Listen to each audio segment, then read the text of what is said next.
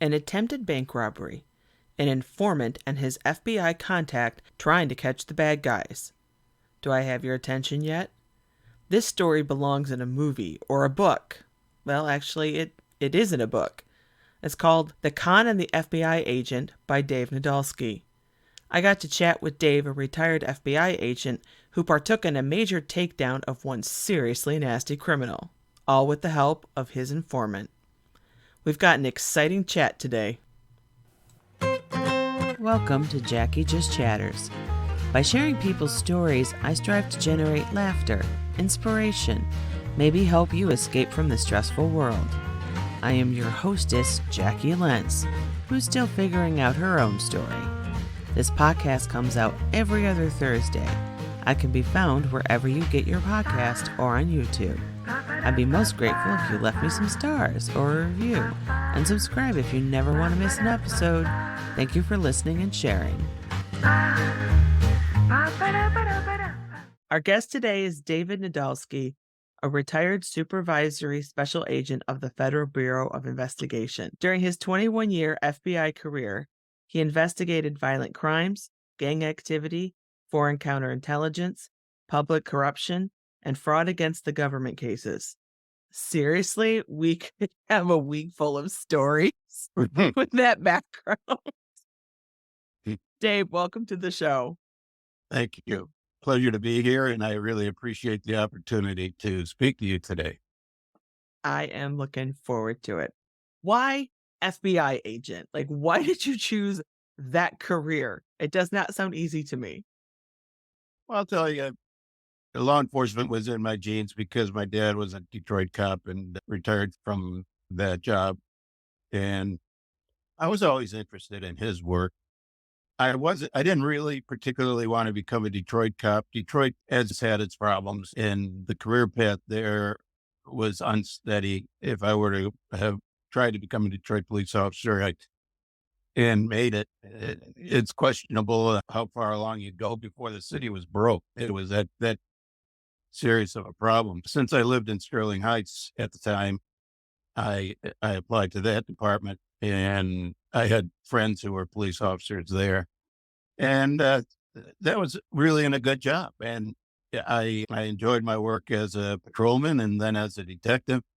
But I always, in the back of my mind, wanted to do something federal. I thought about maybe DEA. My dad, when he was a cop, he was a narcotics detective for the Detroit Police Department, and he introduced me to the ranking DEA agent there. DEA, as interesting as it is, it's really a one-trick pony. All they do is drugs. And in the Bureau, there's a wide variety, as you just read off, of crimes that are investigated. I did my due diligence. I did my work. I talked to FBI agents. I asked them how they like their job, honestly. And I never did get anybody to say, nah, I shouldn't have done it. So I applied. And at the time, and I think the qualifications haven't changed much, you needed 5 years of professional experience of some sort, and you needed a bachelor's degree, which I had both of. So I applied, and luckily they were looking for agents at the time of my application. So I got an interview with a panel of agents in the Detroit office of the FBI, and they passed me through and recommended me for employment. And I was offered a job, offered a position at the academy in the next class, and away we went. That sounds pretty exciting. I'm surprised that no one you met that you talked to was like, oh no, don't get into this career, don't get in this field. Because I feel like any field, you normally would find people are like, oh, I'm doing it, it's fine. But yeah, if I had to go back, this isn't the career path I would take. So that's pretty impressive that everyone you talked to was like, yeah, this was the right decision for me. Yes. The only problem that is chronic is the required transfers. And unless you have a spouse and a family that's willing to move along and change places throughout your career, you could have a real problem. And the agents did have a problem with that. I know several who finally quit because they were stuck in New York and they didn't think they were going to get out anytime soon. And the family was unhappy. And so they quit. In fact, when I was in Atlanta, I was told that my next stop was going to be New York City. And actually, two guys were ahead of me awaiting transfers, and both of them were brought into the special agent in charge. And it told their next stop was New York City. So the first one said, "No way, I quit." He quit the bureau on the spot. So the second guy walks in and he gets the same story. You're going to New York City, and he goes, "No, I quit." He walks out. I walk in and he goes, "Hey, the first two guys that came in here quit because they're going to New York City. You're going to New York City, so you gonna quit?" And I said, "No, I'm not gonna quit. I got a kid and I've got a wife. I've got a mortgage. I sold my house. I haven't got anything to go back to." And I walked away from my job as a police officer, and they hired somebody in my place. I mean, I'll stick it out. And he You're said, "Thank committed. God," because I was getting a real bad reputation for not being able to fulfill my New York requirements. So I did. I went there. It was a tough commute. We bought a house in Connecticut, and it was 80 miles into the office. But luckily, I hooked up with an agent who had access to a bureau card. You might think that everybody's got their own bureau card. That's not true at all. So this particular agent had access to a bureau car, which he brought home, and we packed it full of agents to drive into the New York office, and it full of agents go home again at the end of the day. So that was a lucky stroke. I could see that as a good napping time. Yeah, yeah.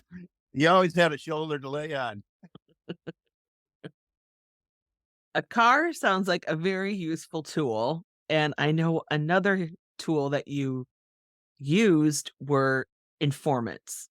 What Yeah. kind of role do informants play in the career of an agent, or even I know police officers use them as well. I assume they have a very similar role kind of style no matter which side you're on, federal, local.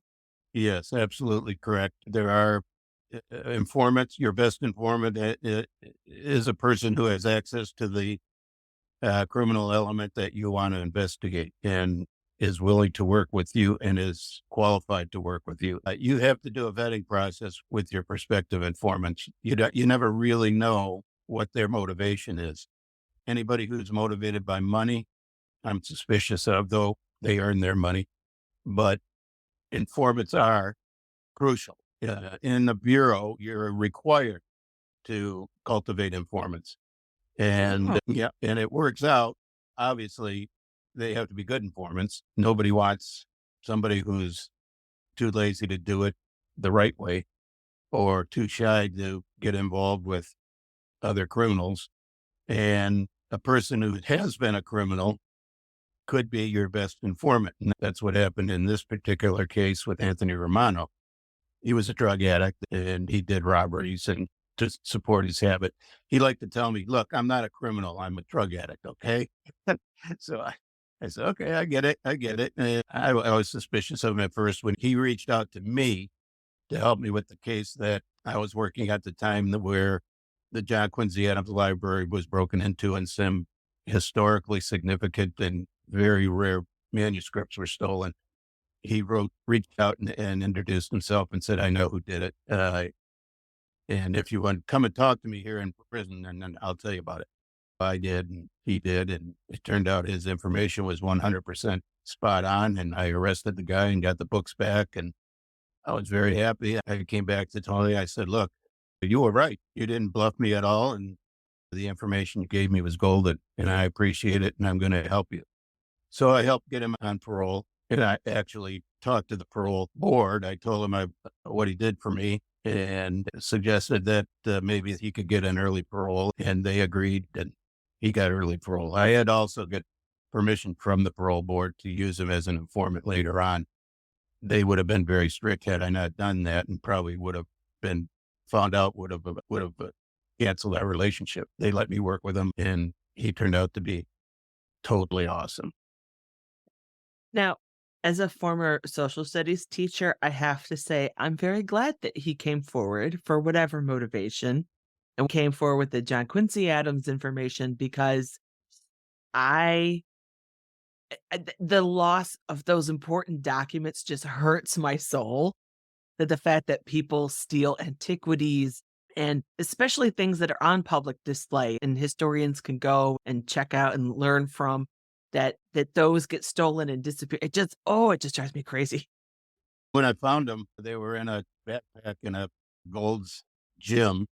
They had suffered some water damage. Obviously, once I found the bag of books, I took it right into the office and I called the John Quincy Adams library and said, "I've got them. Come here, take a look." They look like they've been damaged a little bit by water, so they had to bring in some experts. They said, "Don't touch them. Don't take them out of the bag." I said, "I won't. I won't. I'm waiting here for you." So they showed up with a posse of specialists and took the books out of the bag. They did have some water damage. They were prepared to handle them the proper way, and eventually they were restored and brought back. Oh, thank goodness. That would have just been awful if they were destroyed. Tony Romano, I wanna talk more about him. Maybe you could start off with reading a passage from your book. Okay, I'll do that. When it was That's fine. revealed that Tony Romano was an FBI informant who helped thwart a major heist outside of Boston in 1999, his friends turned on him and his family was confused. To his community, Tony was a rat. To the FBI, Tony was a hero of sorts. Heroes come in all forms, not all of them angelic, and Tony was no angel. God knows the man struggled with his demons. But in this one moment, Tony stepped up, stayed strong, and carried the day. I should know, Tony and I were tied at the hip for 2 years, working on a sting operation that would lead to the prosecution and incarceration of 4 dangerous criminals poised to launch one of the biggest armed robberies of the 20th century. Sometimes people do the right thing for the right reason, and sometimes people do the right thing for the wrong reason. Initially, Tony's reason for becoming an informant was to seek revenge against a gangster who had turned Tony's ex-wife into a drug mule while he was in prison. He saw an opportunity to work with the FBI as a way for him to bring this guy down. And I saw Tony as an opportunity to help us bring this guy down. Same goal, different motivations. But over the course of the 2-year operation, Tony became fully engaged and committed to the cause. He wanted to create a legacy that reflected a more noble purpose than sticking up gas stations, which is what he did. And my perspective about Tony is just a conduit to justice changed as well. We were forced to trust one another unconditionally. While I took a risk on Tony to pursue the bad guys, Tony risked his life to support the good guys. He took a major risk. He was losing his friends, his family to give up your place, your comfort zone of people. That is some pretty risky stuff. Tell us a little bit more about who was Tony Romano. Sure. I first met him when I was assigned to investigate that robbery at the John Quincy Adams Library, where somebody broke in to the historic site there, which is the homestead of John Quincy Adams, the president. And in the back, in a separate building called the Stone Library, what was his entire collection of very historic and rare books. The front door was made of wood. Somebody had sawed a panel off and crawled in and scooped up the most important books, which were on display on a table there, and then got out without triggering the alarm. He knew how to slither around it. Actually, I should say he got in and didn't trigger the alarm. On the way out, he made a mistake and triggered the alarm. But he was parked very closely to the building and got to his car and got away. We had no witnesses to this event. I was called in to join with the City of Quincy Detective Bureau, and look into this thing. It was a federal crime because this is a federal park service Oh, location. it's like a national park thing? Yes, it's a national park, correct. And so we started doing interviews of people up and down the street, and a couple of people did mention seeing a station wagon parked on the property about 500 yards from the Stone Library, and it was facing out towards the street, and that was suspicious. Nobody got a plate, but it was a good description of this particular station wagon. Once the press showed up, they swarmed the place, and it was nighttime by then. They had cameras set up. They were doing interviews. They were talking to me. They were talking to the cops. And this was all being relayed for the evening news. The very next day, I get a call from the the Massachusetts State Police, and they said there's a barracks. They call their offices barracks in the town of Concord, and I was advised to give a particular Mass State trooper a ring there at the Concord barracks. He said, "Come on in here." He says, "Where are you at?" And I said, "I'm at the site over in Quincy." He goes, "Look, can you get here in within an hour?" And I said, "Why? What's going on?" He goes, "I've got a prisoner here. He's he's called a trustee. In other words, he's a prisoner, which means he's doing time at the Concord prison, which was located across the street from the police barracks. But he's a Cracker Jack mechanic, and we have him working on all our cars. So anyway, he came in today and he said he knows who stole those books, and he wants to talk to the FBI about it. So can you get here? He's got to go back to the prison in about an hour and a half." I said, "Yeah, I'll get there." So I grabbed a cop and we flew over to the barracks. I walked in and introduced ourselves, and we were told, "Yep, the guy's cooling his heels upstairs in a meeting room. Go on up and go talk to him." And they said, "His name's Tony." Okay, thanks. And we go upstairs, and I walk in at the large room, and he's sitting at the far end in a chair. He's the only person in the room. And I look at him, and he's skinny, scrawny. He's got prison tattoos all up and down his arms. Um, yeah, he's dressed in the blue shirt, blue pants, a uniform of a convict. And I walk up to him, put my hand out and say, "Hey, my name's Dave Nadolski. I'm an FBI agent. This guy here is Detective Healy. He's with Quincy PD. I understand you have some information for us." And he was sitting there with his arms crossed, and he really wasn't even looking at me. He was looking up at the ceiling, and he stayed in that position. He didn't respond. So I said, "I know you got to get back to the prison, but if this is a bad time, maybe we could talk some other time." He goes, then he lowers his head. He goes, "That's all right. I can talk to you right now. I just wanted to hear what you had to say." And I said, "Good. I would love to hear what you have to say." He says, "Yeah, the guy you're looking for is a former con here from the prison. His name's Kevin Gilday. He and I grew up together. He's a burglar by trade. I had problems with drugs, and I did his my criminal activity consisted of doing holdups with a plastic squirt gun painted to resemble a real gun." He said, "I've never hurt anybody in my life. I never will hurt anybody in my life. I'm a coward, but I'm a drug addict and I needed the money." I said, "Okay, I understand. You don't have to tell me about it." But I said, "What makes you think this guy, Kevin Gilday, is involved?" He said, "Because in prison, Kevin told me if he ever needed something to get him out of trouble, he was going to have in his pocket something that people wanted and he could trade for it. He could trade for his freedom." He actually talked about this particular location in this library, and he was familiar with what was in it. He'd been in there a lot. And he said that would be a good way to gather up some books and use them as a pawn to get out of trouble. Sure enough, to make a long story short here, it was him. He did it. I arrested him on an outstanding warrant. And when I went through his wallet, I found he had in his pocket a gym membership card to a Gold's Gym in Portsmouth, New Hampshire. Now, Gilday is not a workout rat. He was a slob. And I thought, why would he have this gym membership in a gym that's not even in the state? And then it dawned on me. I said, gyms have lockers. Maybe there's a connection here. So I grabbed the police officer and we headed to New Hampshire and we found the gym. I walked in. And by the way, the picture on the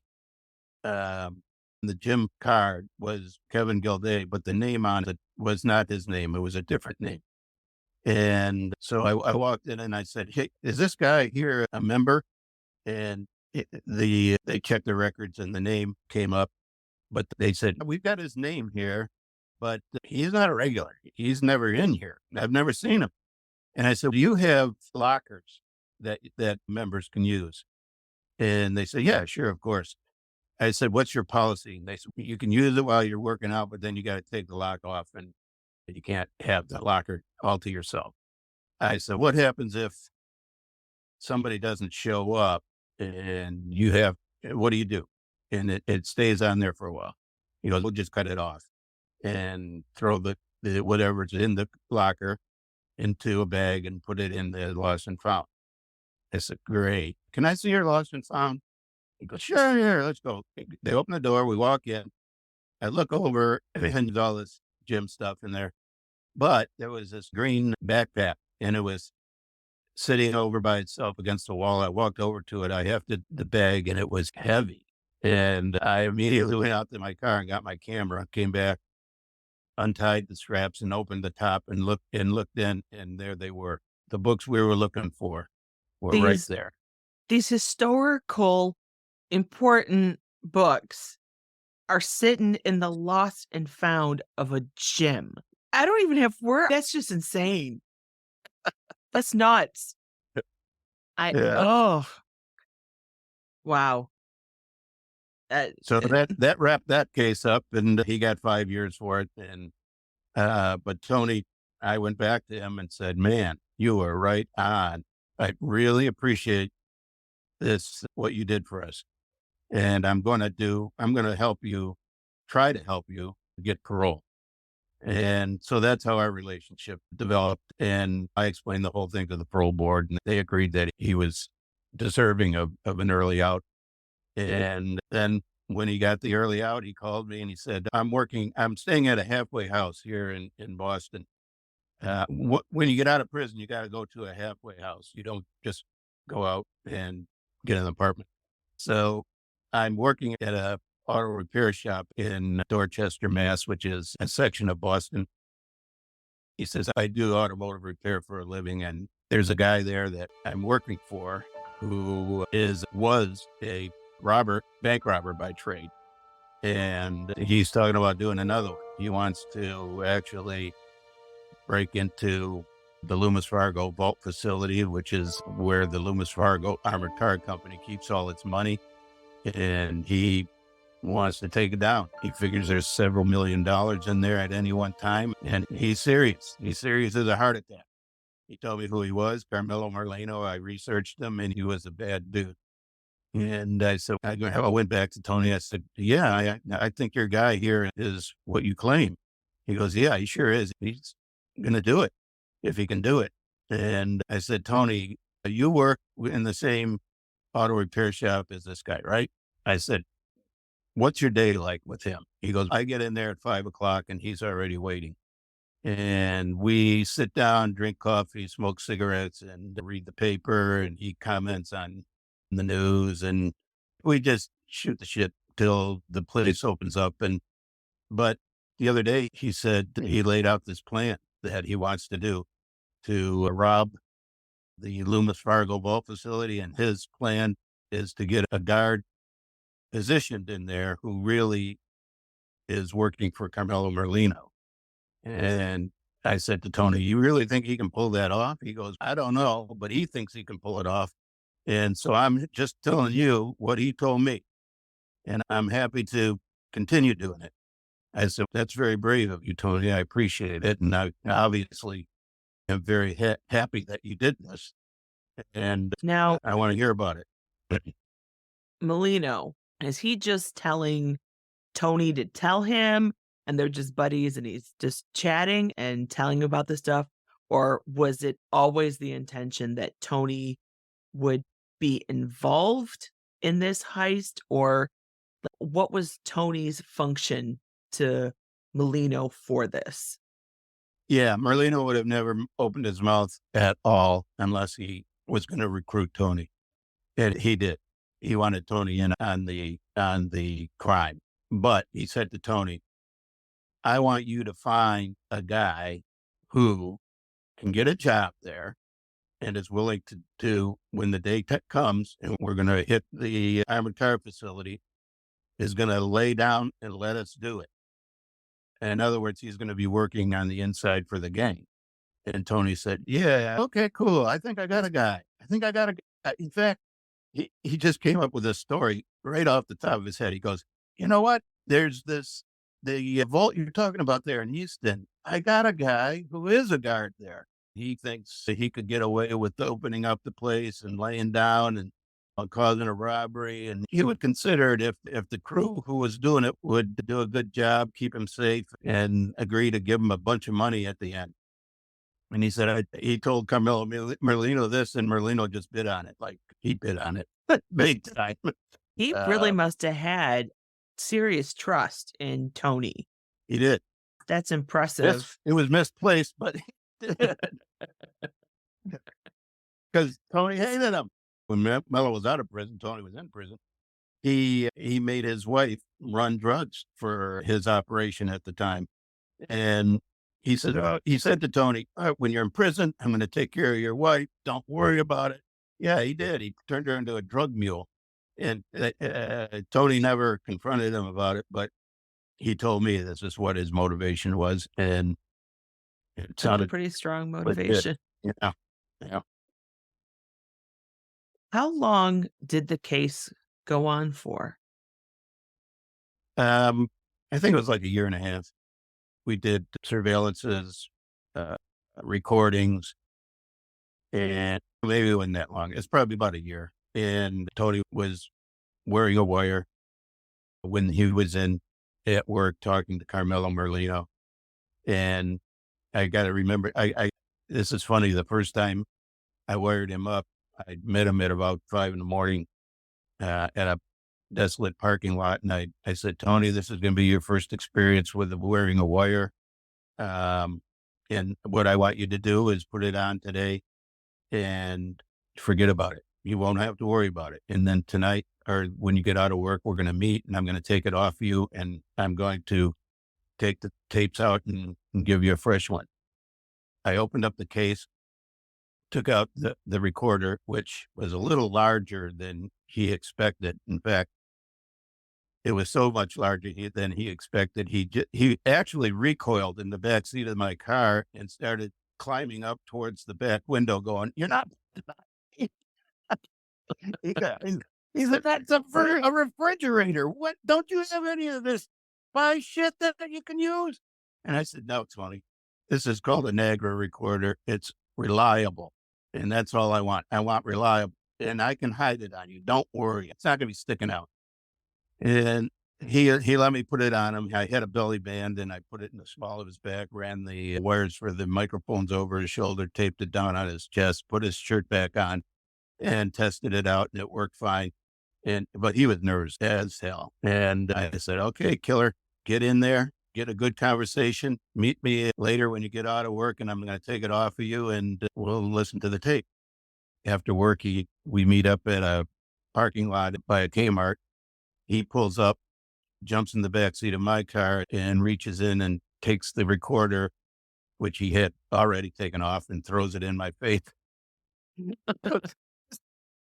"You keep this goddamn thing. It's so huge. I can't bear to." I said, "Tony, I got to take it off of you. You can't take it off." He says, "I went right in the bathroom. I took it off. I ran it out and threw it in the car. I couldn't wear it anymore. It was burning a hole in my back." Not really, but he thought it was. And I said, "Okay, relax. Maybe we'll find some smaller equipment to use." But I got to tell you, I'm looking forward to listening to the tape. And we did. I took it straight to the U.S. Attorney's office and replayed the recording for them. And it was amazing. the guy just, he did it well. He, the first thing out of his mouth when he met with Carmelo Merlino that morning was, "Hey, Mel, guess what? I got a guy who got a job in the Loomis Fargo vault facility. You'll never believe this story, but he used to drive my car, my getaway car when I was doing holdups. He's my sister's boyfriend, and he's clean. He was never arrested. He's never been in trouble, but he's talking about how he would, if anybody ever came in here, stuck a gun in his face, he and the other guards would lay down, they'd shut up, they'd cooperate, and there's absolutely wouldn't touch any alarms." So Merlino bit, and since it was coming from Tony, he trusted Tony. He says, "Oh," and he told, that being Anthony, he told Merlino, "This is a good, big job, but it's too big for me." And Merlino says, "It ain't too big for me."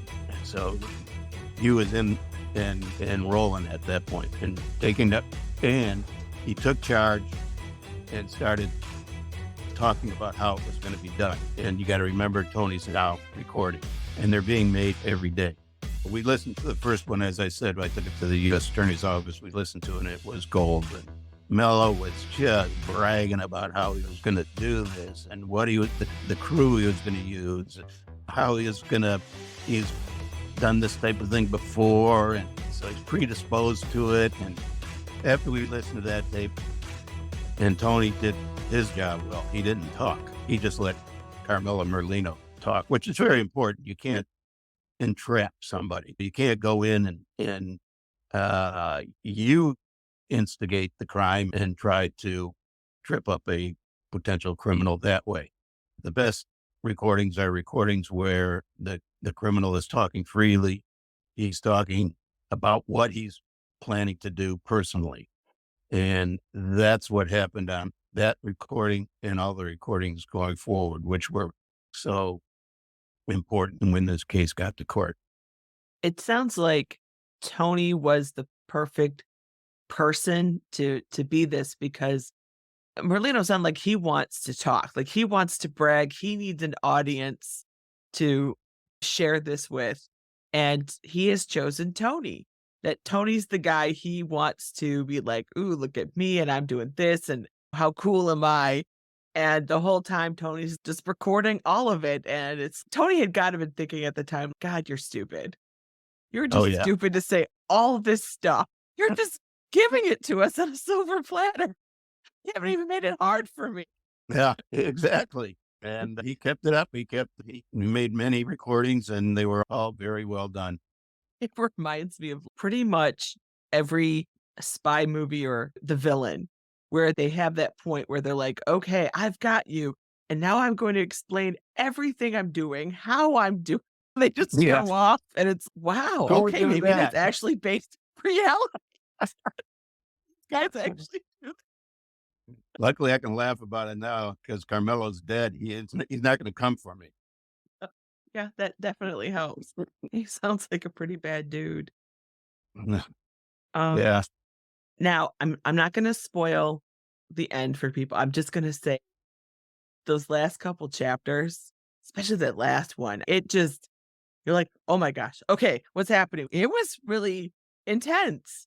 It's very thrilling at the end of how it all gets wrapped up, even though I know obviously what happens at the end, it doesn't matter. I'm still like, "Ooh, is that gonna work? Did this go okay?" Yeah. I really enjoyed that. Yeah. Thank you. It did play out so well. It couldn't have been written any better for a script and a crime movie. And it's all true. How did you decide, or when did you decide, "This is a great story and I'm gonna turn this into a book"? What was that process? I I hung around with some people that had written books before, and when I told them the story, they said, "This is a book. This is a book." Writing it, from my perspective, it was not difficult. It was just I'm retelling a story as if I'm sitting in a bar talking to the guy across the table, and we're telling stories, right? And only I'm writing them up as I'm telling myself the story. Yep. And it turned out to be a pretty good book. And I'm happy with it. It's a good read. I have a literary agent who hooked me up with Roman and Littlefield Publishing, and they liked the book.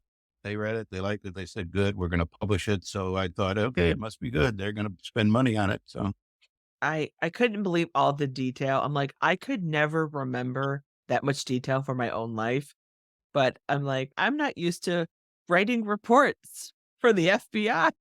yeah. To tell you the truth, I've got those reports, and I referred to them as I was writing the book. The reports I wrote up for every interview you have with anybody. And when a case is going this way, you put down in a report, and all that stuff came up at trial. All the tapes came up at trial, and so I had a really good record. Yeah, I had transcripts of the tapes, and so I had a really good written record of the timeline and what happened when and how. Do you have any tips for any other writers who are penning a memoir, or thinking about writing a memoir? What advice would you give them? Make it as accurate as possible. And if you think it's a good story, it probably is. If you think it's interesting, it probably is. And getting help along the way from an editor is crucial. I had a very good editor who helped me. And so whatever you can afford in the way of outside help should pay off if in fact your story is a good story and it's going to sell. Your book is The Con and the FBI Agent, An Unlikely Alliance. Where can readers find it? Get it on Amazon. And in fact, it's going to go paperback in next year, early next year. But right now it's about $35 on Amazon, or you can go directly to the Roman and Littlefield the publishing company's website. For my listeners, I will be including all of the links and things like that in the episode notes, so you can go check there and just click on it. Dave, I am so excited that you came and shared your story. It's a gripping one. It's a really nice insight into how a case works. Like, over a year, that's a long time. That's a big commitment. Yeah. It was keeping him safe, and afterwards, you're in a big high. When we made the arrest, he was in the car with me, and he panicked, and it was a very emotional day for him. I won't give away the ending here, but there was a great big dramatic display during this while we were making this arrest that the readers are going to love. But anyway, he's deceased now, but he had some problems afterwards going back to drugs, and he was still a project. It was still a project to keep him sober and reliable for court.